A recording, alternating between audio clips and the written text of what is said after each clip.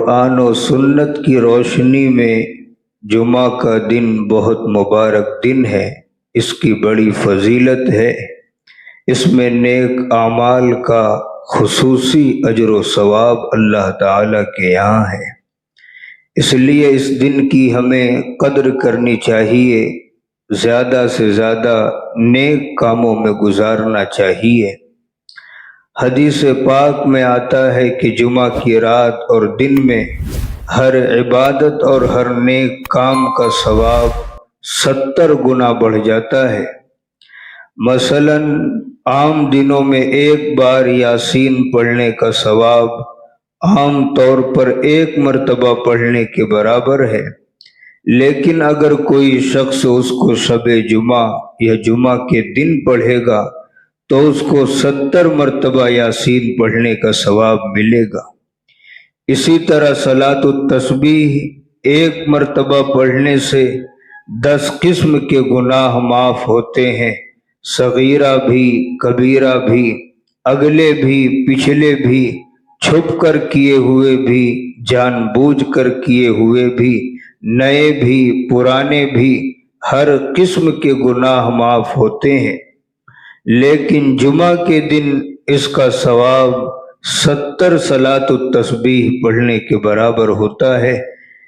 اسی طرح حدیث پاک میں آتا ہے کہ جمعہ کے 24 گھنٹوں میں سے ہر گھنٹے میں اللہ تعالی ایسے 600 آدمیوں کو جہنم سے بری فرماتے ہیں جن پر جہنم واجب ہو چکی ہوتی ہے۔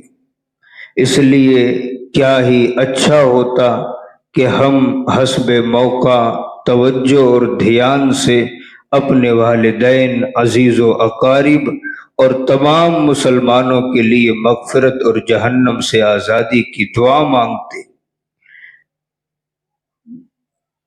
لہذا یوم جمعہ کے فضائل، اس کے خصائل کا لحاظ رکھتے ہوئے جس قدر سنتیں اور آداب جمعہ اور نماز جمعہ کے متعلق ہیں ان کو ہمیں بجا لانا چاہیے۔ چنانچہ کتابوں میں لکھا ہے کہ جمعہ کا اہتمام جمعرات ہی سے کرنا چاہیے۔ یہی ہمارے بزرگوں اور اسلاف کا طریقہ کار رہا ہے۔ مثلاً کپڑے وغیرہ صاف کر لے، سر کے بال اگر ضرورت ہو تو مسنون طریقے پر کٹا لے، بغل کے بال صاف کر لے، مونچھ کتروا لے، زیر ناف کے بال صاف کر لے، ناخن وغیرہ کاٹ لے۔ اسی طرح فرمایا کہ جمعرات کو عصر کے بعد استغفار بھی زیادہ کرنے کا اہتمام کرے۔ اسی طرح شب جمعہ کثرت درود پاک کا اہتمام کرے۔ کثرت درود پاک کے بارے میں حضرات علماء کے 3 قول ہیں کہ جمعرات کے دن مغرب کے وقت سے جمعہ کے دن سورج غروب ہونے تک کم از کم 300 مرتبہ، یہ کثرت کا ادنا درجہ ہے۔ 1000 مرتبہ یہ کثرت کا درمیانی درجہ ہے۔ 3000 مرتبہ یہ کثرت درود پاک کا اعلیٰ درجہ ہے۔ اسی طرح جمعہ کے دن صبح سویرے جلدی اٹھنے کی کوشش کرے۔ جمعہ کے دن فجر کی نماز میں امام کو چاہیے کہ پہلی رکعت میں سورہ الف لام میم سجدہ اور دوسری میں سورہ دہر پڑھنے کا اہتمام کرے۔ پھر اس کے بعد مسنون طریقے پر غسل کرے، مسواک کرے، جو اپنے کپڑوں میں سے عمدہ کپڑے ہوں وہ پہننے کی کوشش کرے۔ حدیث پاک میں تو آتا ہے کہ حضرت عائشہ رضی اللہ تعالی عنہا فرماتی ہیں کہ رسول اللہ صلی اللہ علیہ وسلم کا جمعہ کے دن کا ایک الگ ہی لباس تھا جسے آپ صرف جمعہ کو پہنا کرتے تھے۔ آپ جمعہ کے لیے پہن کر جاتے تھے اور جمعہ پڑھ کے آتے تھے، ہم اس کو تہیا کر کے رکھ دیا کرتے تھے اور پھر وہ لباس اگلے ہی جمعہ کو نکلا کرتا تھا۔ تو اس طرح اگر کسی کو اللہ تعالی نے وسعت دی ہے تو وہ یہ کام بھی کر سکتا ہے کہ یوم جمعہ کا جوڑا الگ بنا لے، اسی طرح خوشبو لگائے، امامہ بھی باندھنے کا اہتمام فرمائے اور نماز جمعہ کے لیے مسجد جلد از جلد جانے کی کوشش کرے۔ حدیث پاک میں آتا ہے کہ حضرت ابو ہریرہ رضی اللہ تعالی عنہ سے روایت ہے، رسول اللہ صلی اللہ علیہ وسلم نے فرمایا، جب جمعہ کا دن ہوتا ہے فرشتے مسجد کے دروازے پر کھڑے ہو جاتے ہیں اور شروع میں آنے والے کی مثال اس شخص کی سی ہے جو اللہ تبارک و تعالی کے حضور میں اونٹ کی قربانی پیش کرتا ہے،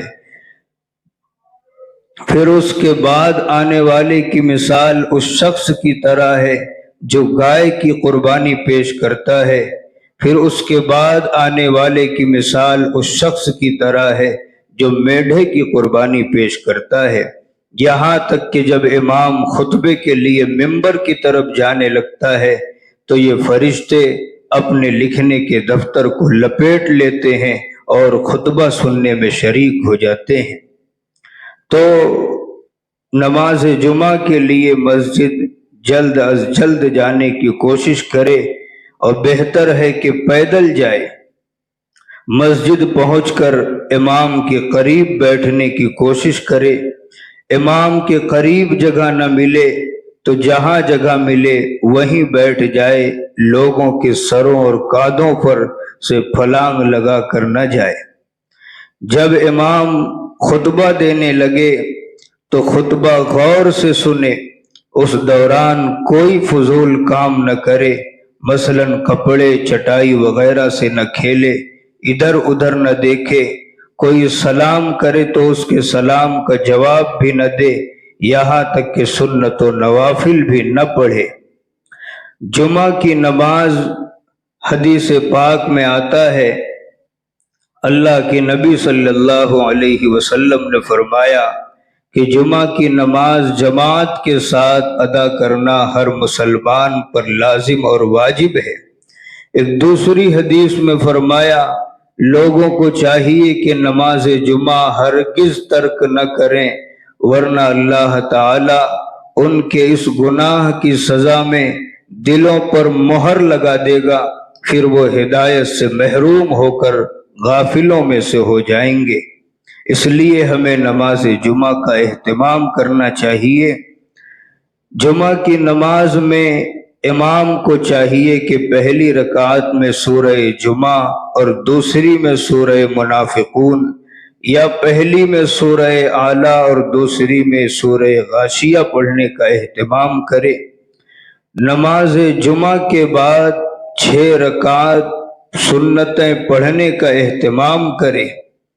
حضرت عبداللہ بن عمر رضی اللہ تعالی عنہ سے روایت ہے کہ وہ جمعہ کے بعد 6 رکعتیں پڑھا کرتے تھے، اکثر لوگ ان سنتوں کو چھوڑ کر چلے جاتے ہیں۔ نماز جمعہ سے پہلے یا جمعہ کے بعد سورہ کہف پڑھنے کا اہتمام کرے۔ اس کی 2 فضیلت حدیث پاک میں آئی ہے، ایک تو اس کا پڑھنے والا فتنہ دجال سے محفوظ رہے گا، دوسرے اس سورت کے پڑھنے والے کو قیامت کے دن زمین سے آسمان تک نور سے نوازا جائے گا۔ اسی طرح جمعہ کے دن دوپہر کا کھانا جمعہ کے بعد کھائے۔ اسی طرح جمعہ کے دن زیادہ سے زیادہ ذکر و تسبیح، تلاوت قرآن، صلاۃ التسبیح، دعا، استغفار، صدقہ خیرات، مریضوں کی عیادت، قبروں کی زیارت، دیگر نیک کاموں کا اہتمام کرے، کیونکہ اس دن ہر عمل کا ثواب 70 گنا بڑھا کر انسان کو ملتا ہے۔ اسی طرح جس دن جمعہ کے دن عصر کی نماز پڑھے عصر کی نماز کے بعد اسی جگہ بیٹھ کر 80 مرتبہ یہ درود پاک پڑھے، اللہم صلی علی محمد النبی الامی وعلی آلہ وسلم تسلیما۔ سورج غروب ہونے سے ذرا پہلے دعا کی قبولیت کا وقت ہوتا ہے، اس وقت ہم کو چاہیے کہ دعاؤں کا خصوصی اہتمام کریں، اور سب سے زیادہ اہم اور ضروری چیز کہ ہم ہر قسم کے گناہوں سے یوم جمعہ کو بچنے کا اہتمام کریں، نمازیں قضا کرنے سے بچیں، خواتین بے پردگی سے بچیں۔ یوں تو روز آنا ہی ان گناہوں سے بچنا ضروری ہے، لیکن جمعہ کے مبارک دن مبارک رات میں ان سے اور زیادہ بچنا چاہیے۔ اللہ تعالی ہمیں توفیق عطا فرمائے۔